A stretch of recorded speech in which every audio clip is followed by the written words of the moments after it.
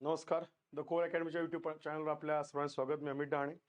आपण आधीच्या लेक्चरमध्ये महाराष्ट्राचे भूगोलाचे इम्पॉर्टंट टॉपिक्स रिगार्डिंग 30 एप्रिलची जी आपली एक्झाम आहे त्याच्या अनुषंगाने आपण भूगोलाचे महाराष्ट्राचा भूगोल ज्यावर 10 ते 12 प्रश्न विचारलेले गेलेले आहेत. किमान 8 ते 10 मार्कांचं प्रश्नांचं त्याला वेटेज आहे असं आपण म्हणतो कंबाईनच्या पूर्वपरीक्षेच्या दृष्टीने. त्याच लाईनमध्ये आता आपण भारताचा भूगोल आणि भारताच्या भूगोलाच्या आतापर्यंत आयोगाने विचारलेले प्रश्न आता त्याच्या संदर्भातला आढावा घेऊ. जसा काल आपण चर्चा करत होतो महाराष्ट्र भूगोलाची. महाराष्ट्रीय भूगोलामध्ये 2012 पासनं 22 पर्यंत आयोगाने जेवढे प्रश्न आणि शब्द टाकलेले आहे त्या शब्दावरनं त्या टॉपिकमध्ये जे घटक उपघटक तयार होतात त्या आधारे मी सगळे टॉपिक्स त्याचे सब टॉपिक्स तुम्हाला दाखवलेले होते की इतक्या अँगलने आपण प्रश्न आणि प्रश्नांचा अभ्यास करणं काय गरजेचं आहे अशी मांडणी आपण त्यात केलेली होती. पण तशाच स्वरूपाची मांडणी आता आपण भारताच्या भूगोलात करू. फक्त होईल काय, भारतात एकदाच विचारला, कधी कधी एकदाच विचारलेला प्रश्न आहे, त्यानंतर तो रिपीट झाला नाही, त्यानंतर तो एरिया पण भारताचा विचारलेला नाही, पण एकदा विचारला म्हणून त्या टॉपिकची किंवा सब टॉपिकचे घटक उपघटकांची संख्या वाढलेली दिसते. हे सांगत असताना मी नक्कीच एवढं सांगेल तुम्हाला की इम्पॉर्टंट टॉपिक्स कुठले आहे, हायलाइटेड टॉपिक्स कुठले आहे, तुमचा फोकस किमान इतके टॉपिक्स कव्हर करण्यावर असायला पाहिजे ते आपण इथं कव्हर करूया. पण जितकी मी जस्ट दाखवायचा प्रयत्न पहिले करणार आहे की आयोगाने आतापर्यंत किती टॉपिक्स आपले कव्हर केले पूर्वच्या दृष्टीने, मुख्यतः तर नव्हतंच आहे पूर्वच्या दृष्टीतून, पण आपण कंबाईन पूर्वमध्ये भारताच्या भूगोलाला किती अँगलने आयोगाने विचारलंय ते मी तुम्हाला पहिले प्रेझेंट करतो आणि देन मग सगळ्यात इम्पॉर्टंट टॉपिक्स कुठले जास्त फोकस करायचे त्याच्याकडे भारताच्या भूगोलाच्या आपण काय करूया लक्ष देऊया.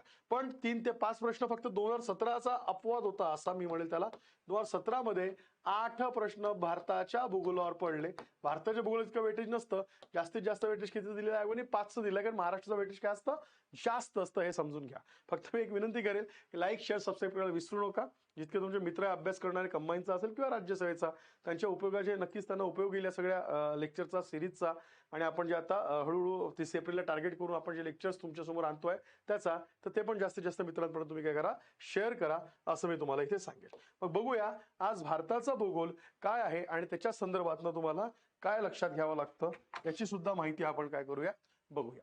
ओके, मग मी तुम्हाला आता म्हणेल की भारताच्या भूगोल मी आता जस्ट सांगितलं, परत एकदा मी करतो की किमान क्वेश्चन 3 ते जास्तीत जास्त एका एक्झामला 8 क्वेश्चन, सरासरी आपण म्हणतो किती प्रश्न भारतावर येऊ शकतात, 5 प्रश्न भारतावर आपल्या कंबाईनच्या प्रीमध्ये येऊ शकतात. आपण असं म्हणूया कुठल्या कंबाईनच्या प्रीला फोकस करताना 2023ला जी द्यायची आहे त्याच्यामध्ये.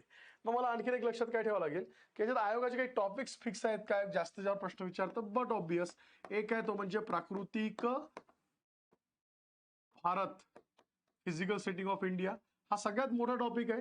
मी याला सिंपल सांगत असतो की तुम्ही 10वीचं 10th ओल्ड एडिशन पुस्तक करा 2013चं, खूप चांगलं पुस्तक आहे. रिपीट अँड रिपीट यातनं प्रश्न आयोग विचारताय.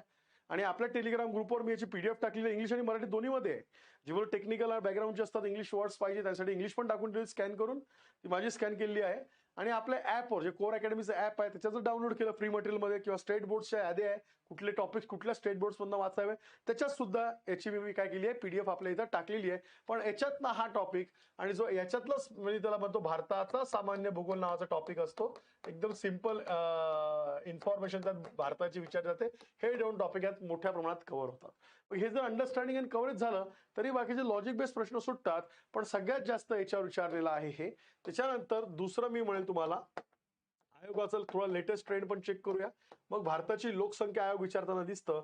आणि परत आयोगाचा आता जो नवीन आहे, मी काल पण सांगितलं होतं, महाराष्ट्राच्या वेळेस पायाभूत सुविधा हा थोडा विचारताना दिसतो आहे, हे लक्षात घ्यायचं आहे. कुठला पायाभूत सुविधा, रस्ते, दळणवळण असं भारताला आयोग जास्त फोकस करत आहे.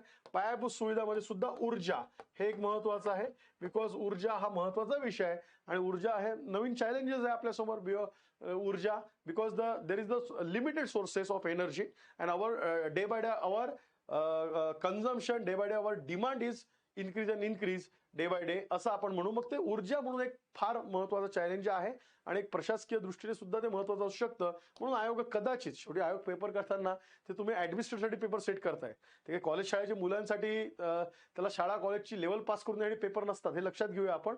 ते एक ऍडमिनिस्ट्रेटर त्यांना लक्ष घ्यायचं आहे, डोळ्यासमोर ठेवायचं, मग पेपर सेटिंग करायचं आहे. त्या अनुषंगाने सुद्धा हे सगळे असे असणारे पॉईंट्स ते कलेक्ट करू शकतील, त्या दृष्टीने सुद्धा तुम्ही बघा. आपण क्विक जाऊया भारताचा भूगोल. मी काय टॉपिक्स दाखवले सब टॉपिक्स दाखवले महाराष्ट्राचे, तसंच आपण आता भारताच्या भूगोलाचे कुठले कुठले आयोगाने विचारले आता प्रश्न त्याचा समावेश ते करून घ्या.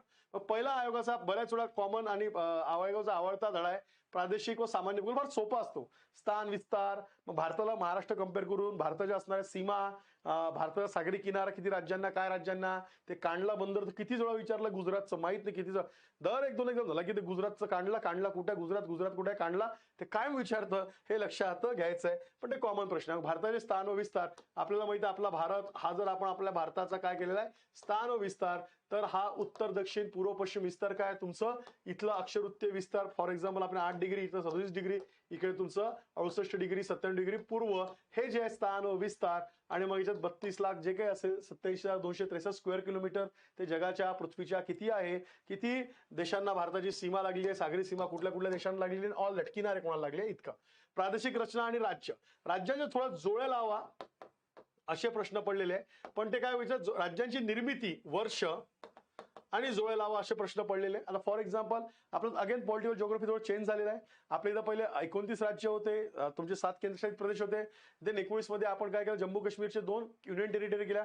मग 8 राज्य आणि 9 तुमचे काय झालेले आहे केंद्रशासित प्रदेश झाले. पण परत 2020 मध्ये आपलं जे दीव दमण आहे आणि दादरा नगर हवेली त्याचं काय केलं, एकत्र केलं. आणि देन 28 स्टेट्स आणि किती झाले आपले एकूण आता असताना 8 याच्यात स्टेट्स युनियन टेरिटरीमध्ये आपण त्याला काय केलं, कन्वर्ट केलं. दॅट इज 2020 मध्ये हा लास्ट बदल झालेला आहे. मग दॅट इज द पॉलिटिकल जिओग्राफीमध्ये बदल झालेला आहे ना, काय कदाचित ते विचारलं जाऊ शकतं. मग भारतातलं 16वं जे नागालँड हे स्टेट 16वं आहे, 15वं हे गुजरात आहे निर्मितीनुसार. मग एकूण 25वं गोवा आणि त्याच्यानंतर 26, 27, 28 जे काही तुमचं छत्तीसगड, उत्तराखंड आणि झारखंड आणि 29वं तेलंगणा हे कायम बऱ्याच वेळा विचारलंय. मग एक आढावा याचा घे, परीक्षेत पडलेला प्रश्न आहे म्हणून मी तो आढावा देतोय तुम्हाला. असे प्रश्न तुम्हाला याच्यावर पडलेले आहे लक्षात घ्या. मग भारताची भूसीमा, सागरी किनारा, सागरी सीमा फार सोपं आहे. भारताच्या नकाशाचा अभ्यास करणं गरजेचं आहे. अभ्यास नकाशात येतात आणि सीमा ओळखायला असेही प्रश्न पडले. नेक्स्ट आहे भारताची प्राकृतिक रचना. मी परत लिहितोय 10th 2013चं एडिशन हे इनफ. भारतीय प्राकृतिक विभाग. मग पहिला हिमालय, मग हिमालयाच्या रांगा, हिमालयाची प्राकृतिक रचना जी आपण शिवालिक, मध्य हिमालय, बृहत हिमालय आणि खाली पार हिमालय अशा 4 आहे. किंवा त्याची आपण नदीच्या आधारे प्रश्न पडलेले तुम्हाला माहित असेल की इकडे सिंधू आहे, सतलज आहे, याच्यामध्ये असणारा तुमचा काश्मीर किंवा पंजाब हिमालय. त्यानंतर सतलज तर कालीगंगा, याच्यामध्ये असणारा कुमाऊ हिमालय, कालीगंगा ते तिस्ताच्या मध्ये असणारा नेपाळ हिमालय, तिस्ता ते ब्रह्मपुत्राच्या मध्ये असणारा पूर्व हिमालय असे प्रश्न पडलेले. मग हे हिमालयाचे प्रश्न. अगेन हिमालयाच्या हवामानाचे प्रश्न पडले, वनांवर प्रश्न पडले, त्याचे वैशिष्ट्य काय आहे, पर्जन्य हिमालय पश्चिमेकडून पूर्वेकडे वाढतं, पूर्वेकडून पश्चिमेकडे वाढतं, अशा स्वरूपाचे प्रश्न पडून गेलेले आहे. हे सुद्धा इथं लक्षात घ्यायचं आहे. किंवा पूर्व हिमालयात अभावानेच ज्वारी किंवा बाजरीचे पीक घेतल्या त्याचा प्रश्न पडलेला आहे, त्याची कारण विचारण्यात आलेली आहे. मग अशा स्वरूपाचे प्रश्न इथं आपण करायचे. सेम असंच उत्तर भारतीय मैदान आहे, त्याचं स्वरूप कसं आहे, त्याच्यातले विभाग किती आहे, राजस्थानचे मैदान असेल, पश्चिम मैदान असेल, गंगेचं मैदान असेल, गंगेमध्ये ऊर्ध्व, मध्य आणि अधो असे गंगेचे वेगळे भाग केले, अप्पर, मिडल अँड लोअर गंगालँड, तिथं त्रिभुज प्रदेश, ब्रह्मपुत्रा मैदान अशा स्वरूपाचे. त्यातलं हवामान, पर्जन्य कुठल्या दिशेने वाढतं, तिथलं वन, तिथं शेती, फर्टाईल लँड, लोकसंख्येची घनता कुठल्या मैदानात अधिक आहे, असे प्रश्न पडलेले आहे. या अँगलने हा टॉपिक काय करायचा आहे, कव्हर करायचा आहे. नेक्स्ट भारताची प्राकृतिक रचनामध्ये द्विकल्पीय पठार, ज्यात आपला महाराष्ट्राचा पण भाग येतो द्विकल्पामध्ये. आणि मग याच्यात वर्ण जाणारी तुमची नर्मदेच्या वरचा मध्यवर्ती उच्चभूमी, खालचा भाग कुठला आहे, दख्खनचा. या दख्खनमध्ये वेगवेगळे काय केले प्रदेश, सातपुडा असेल, महादेव मैकल किंवा महाराष्ट्र पठार, तेलंगणा पठार, कर्नाटक पठार, पूर्वेचे पठार, मध्यवर्तीमध्ये अरवली असेल, माळवा पठार, मेवाडचं पठार, छोटा नागपूर, बुंदेलखंड, बागेलखंड अशी जी आहे त्याच्यावर सुद्धा प्रश्न पडलेले आहे. हे लक्षात घ्या. दख्खन, प्राकृतिक रचना, हवामान इतकं तुम्हाला लक्षात घ्यायचं आहे. अगेन किनारी मैदाने, पूर्व घाट, पश्चिम घाट, पश्चिम घाट तो उत्तर, आता मध्य आणि दक्षिण पश्चिम घाट, पालगडची खिंड हा प्रश्न पडून गेलेला आहे. पश्चिम घाटातले शिखर विचारून गेलेले आहे. अन्नाईमुडी, डोळा बेट्टा इथपर्यंत पडलेला आहे, हे लक्षात घ्यायचं आहे. आणि प्राकृतिक रचना, हवामान, दक्षिणेकडे पर्जन्य वाढतं का कमी होतं, जास्त घनदाट जंगले पश्चिमेकडे उत्तरेकडे का दक्षिणेकडे आहे, सगळ्यात जास्त पर्जन्य पडणारा प्रदेश पश्चिम घाटातला कुठला, असे सुद्धा हे पडून गेलेले आहे. या अँगलने सुद्धा आपल्याला लक्षात घ्यावं लागेल. देन भारताची प्राकृतिक रचनामध्ये भारतीय बेटे आणि मग याच्यात परत तुम्हाला हे प्रश्न पडलेले आहे. म्हणजे हा झाला अरबी समुद्रातला बेट समूह किंवा इकडे अंदमान निकोबार ज्याला आपण म्हणतो, आणि मग त्याच्यामध्ये असणारं अक्षरवृत्त कुठलं, ते 8 डिग्री आहे, 10 डिग्री आहे, इथं 9 डिग्री आहे का 11 डिग्री आहे, इकडे असणारं लक्षद्वीप बेट समूह ज्याच्यात म्हटलेला आहे, अशा स्वरूपाचे प्रश्न विचारले बंगालच्या पुस्तकात भेटेल. त्याची प्राकृतिक रचना, त्यांची विभागणी, हे सगळं त्याच्यावर पडलेलं. त्याच्यात सर्वात जास्त प्रश्न भारताच्या प्राकृतिक रचनेवर आहे. हा टॉपिक नीट केला ना तर आपल्याला जे काही भारताचे 1-2 प्रश्न 5 विचारणार त्यातले 1-2 ची तर आपल्याकडे शुअरिटी येऊन जाते, हे सुद्धा लक्षात घ्या. मग भारताचे हवामान हा अंडरस्टँडिंग बेस आहे. हा सगळ्याच्या सगळा तुमचा जो हे आहे हा कशाच्या बेस आहे, अंडरस्टँडिंग बेस असणारा काय आहे तुमचा टॉपिक आहे. याला पाठ करायचंच नसतं. भारत जरी मोठं झालं अजिबात पाठांतरात जायचं नाही. एकदा अंडरस्टँड करा आणि तुम्हाला अंडरस्टँड झाला तुम्ही असणाऱ्या ऑप्शन मधून उत्तर काढता. काही गरज नाही पाठ करण्याची, हे लक्षात घ्या. भारतीय मान्सून, त्यात नैऋत्य मान्सून. आता त्यांनी काय विचारले, तारखा विचारले की फॉर एक्झाम्पल इथं येणारा मान्सून 1 जून असेल, इकडे असणारा आपल्या इथं 5 जून असेल, वर गेला 10 जून, सगळ्यात शेवटी बसतो तो 15 जुलै पर्यंत, सगळ्यात शेवटच्या याच्यात शिवलिकच्या पायथ्याशी किंवा उत्तरेकडे. आणि अगेन त्यांनी काय विचारलं, रेट्रीट ऑफ मान्सून. त्यांनी असा पण प्रश्न पडून गेलेला आहे, ASO ला पडलेला होता की ही रेषा जी 1 डिसेंबर ही वापसी मान्सून परतीची, रेट्रीट ऑफ मान्सूनची ईशान्य मोसमीवरची कुठली तारीख दर्शवते. सो या तारखा, ज्याला onset of monsoon and again retreat परतीचा मान्सून, या तारखा म्हणतो NCERT बेस. NCERT जो वापर आयोग करतच, ते कंबाईन असो किंवा राज्यसेवा असो, आयोगाचा source the most of the भूगोलसाठी बेस्ट सोर्स आहे NCERT. देन उरलेले काही पुस्तकं, त्याच्या पलीकडे आयोग जात नाही. जास्तीत जास्त NCERT युटिलाइज करतं. भारताच्या बाबतीत ते NCERT युटिलाइज करतं, दुसरा सोर्सेस आयोग युटिलाइज करत नाही, हे सुद्धा लक्षात घ्या. मग हवामान विभाग, पर्जन्य, पश्चिमेकडून पूर्वेकडे का पूर्वेकडून पश्चिमेकडे पर्जन्य वाढतं कमी होतं. आणि त्यात त्रिवार्ता आणि कोपेन, याच्यात कोपेनचा विभाग पण विचारून झाला आपल्याला. कोपेनचा प्रामुख्याने असणारा खाली त्या सवाना ते रेखांकित केले नकाशे दिलेले आहे. आणि त्रिवार्ताचा तो महाराष्ट्र संदर्भात विचारला, कोपेन हा भारतीय संदर्भात विचारला, हे सुद्धा लक्षात घ्या. हे पण विचारून झालंय. नेक्स्ट, भारताची नदी प्रणाली, हिमालयन नदी, पठारातील नदी. आपल्या इथे 2 प्रकारच्या नदी प्रणाली आढळतात, एक हिमालयात उगम पावणाऱ्या, दुसऱ्या आपल्या पठारावर उगम पावणाऱ्या. आणि मग यात वैशिष्ट्य काय, या पश्चिम वाहिनी आहेत का, पूर्व वाहिनी आहेत का, त्या 12 आहेत का, त्या खोल दऱ्या तयार करतात, ह्या खचदऱ्या तयार करतात, व्हॉट एव्हर असे प्रश्न पडलेले आहे. आणि त्रिभुज प्रदेश कुठला आहे, त्रिभुज प्रदेशांचा क्रम विचारून झालेला आहे, त्रिभुज प्रदेशामध्ये असणारे सरोवर विचारून झाले. अशा प्रकारे त्याची वैशिष्ट्य आणि नद्या आणि नद्यांच्या किनारी असणारे शहरे असे सुद्धा प्रश्न पडलेले आहे. हे सुद्धा आपल्याला चेक करावं लागणार आहे. नेक्स्ट, भारताची वनसंपदा. भारतातील वनांचे प्रकार फार सोपे असतात की कुठले वृक्ष कुठल्या वनांमध्ये, कुठल्या प्रदेशात कुठले वने. त्यानंतर भारतातील वनांचे वितरण, महत्व, वैशिष्ट्ये.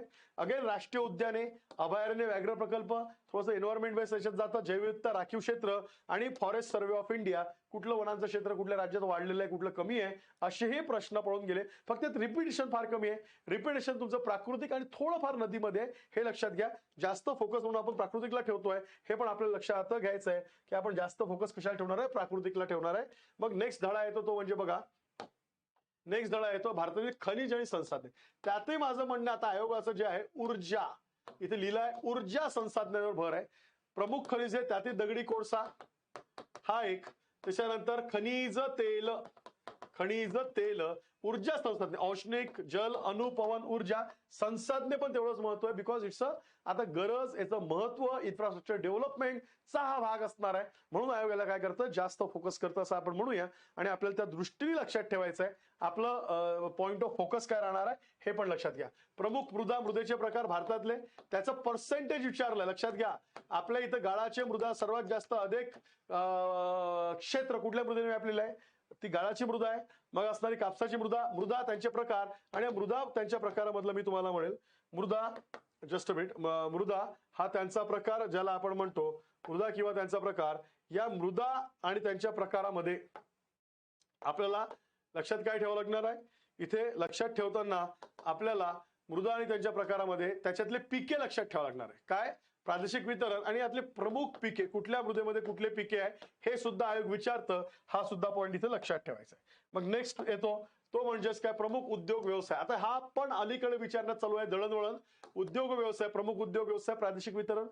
फॉर एक्झाम्पल हुगळी, पश्चिम बंगाल या भागात असणार एक, किंवा तुमचं असणार तिकडे नोएडा, दिल्ली, गुरगाव हा एक बेल्ट आहे, किंवा आपला पश्चिमेकडचा मुंबई, ठाणे, नाशिक हा एक बेल्ट असेल, की दक्षिणेकडचा बेंगलोर, चेन्नई हा एक बेल्ट असेल. तर असे प्रमुख औद्योगिक बेल्ट कुठल्या भागात अवजड उद्योग आहे, कुठल्या भागात तुमचे तृतीय क्षेत्रातले सेवा क्षेत्रातले उद्योग आहे, हे असा आयोग विचारण्याचा कल दिसतोय, हे सुद्धा लक्षात घ्या. पण रिपिटेशन कमी. मी परत सांगतो, विचारलाय की एक वेळा विचारलाय म्हणून पॉईंट टाकलेले आहे. लक्षात घ्या, राष्ट्रीय महामार्ग, रेल्वे, विमानतळे प्रकार आणि विकासात महत्व काय आहे यांचं, हे सगळं विचारतं.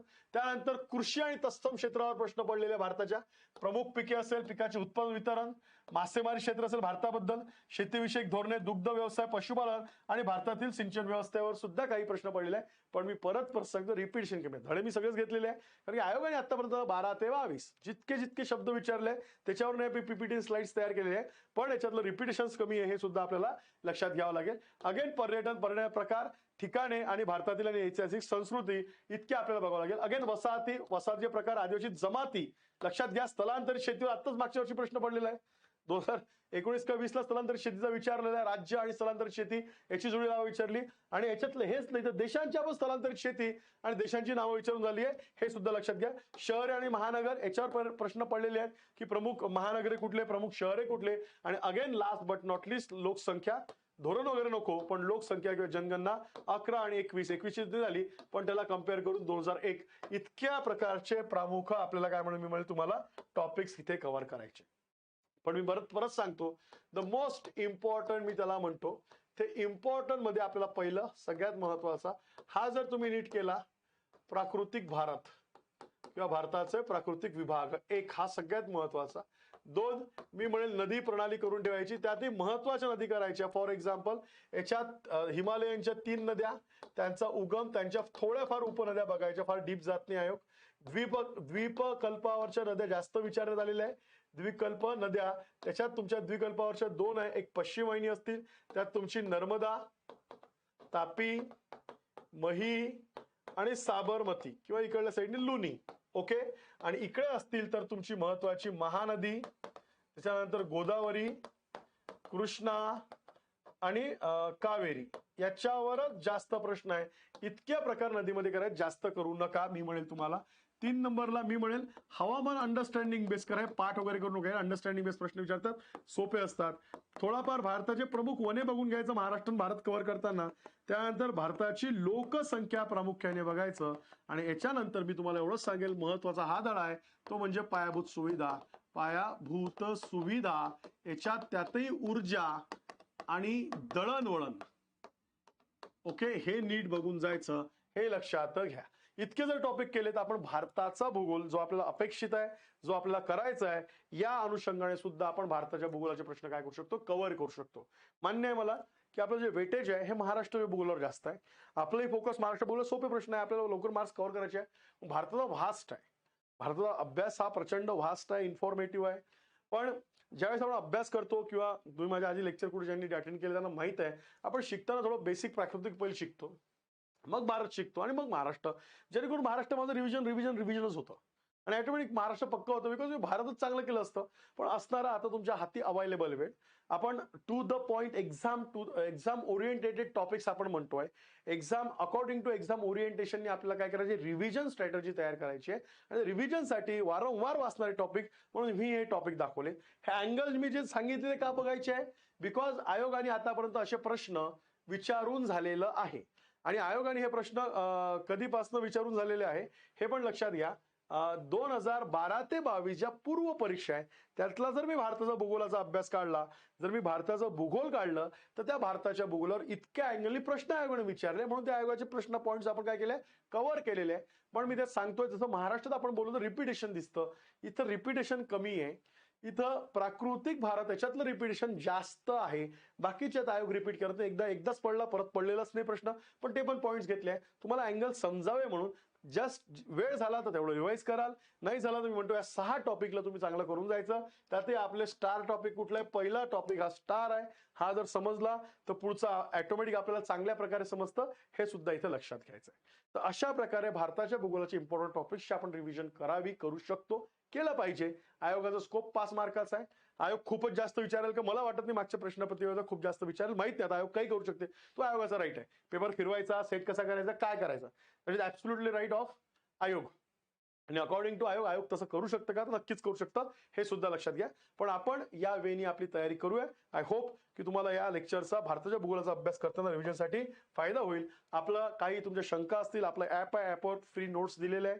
टेलिग्राम आहे, टेलिग्रामवर सुद्धा बरेच फ्री मटेरियल मी त्यावर टाकून ठेवलं. तुम्ही फाईल्समध्ये जायचं आणि मागे मागे अजून बॅक डेटमध्ये शोधत जा. टायटल्स बघून तुमच्या उपयोगाचे येणार तिथं बरंच मटेरियल तिथं काय आहे. So please like, share, subscribe करायला विसरू नका. मी पुढच्या लेक्चरमध्ये परत भेटूया आपण. पुढच्या लेक्चरमध्ये आणखी एवढा वीक नेक्स्ट वीकपासून आपण लाईव्ह बऱ्या वेळेस भेटूया, जेव्हा तुमच्या शंका आणि याच्या निरसन सहज होऊ शकेल शंकांचं.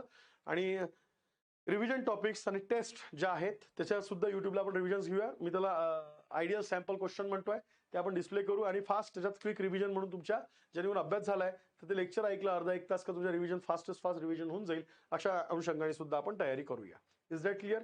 सो आय होप तुम्हाला आजच्या या लेक्चरचा फायदा होईल. प्लीज लाईक, शेअर, सबस्क्राईब करायला मी परत सांगतो, विसरू नका. जास्तीत जास्त शेअर करा अभ्यास करणाऱ्या तुमच्या मित्रमैत्रिणींना, जेणेकरून त्यांचा पण अभ्यासाचा फायदा होईल. आणि नेक्स्ट लेक्चरमध्ये लवकरच भेटूया. Thank you so much.